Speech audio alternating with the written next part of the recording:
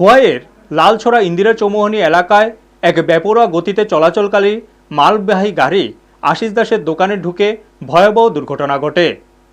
ফলে দোকানের ভেতরের অংশ সম্পূর্ণভাবে ক্ষতিগ্রস্ত হয়। এদিকে গাড়িটি রাস্তার পাশ দিয়ে যাচ্ছিল এবং এক বাইক চালককে ধাক্কা দেয়। বাইক চালক গুরুতর আহত হওয়ার কারণে তাকে খোয়াই জেলা হাসপাতালে ভর্তি করা হয়েছে।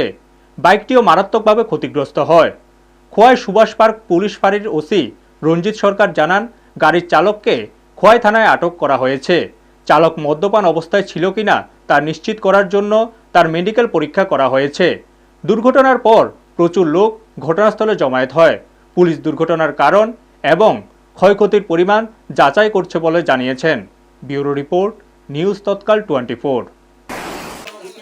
কিছুক্ষণ আগে আমাদের কাছে খবর আসে যে লালছড়াতে একটা গাড়ি আউটলাইন হয়ে একটা বাড়িতে প্রবেশ করে।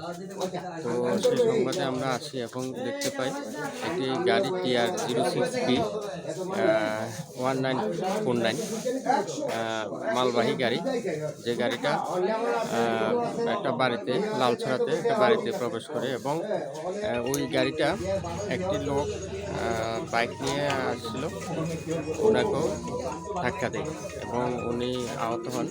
ওনাকে হাসপাতালে পাঠানো হয়েছে। এখন গাড়ির মালিকও এসেছে, কথাবার্তা চলছে। আপনারা দেখছেন নিউজ তৎকাল 24।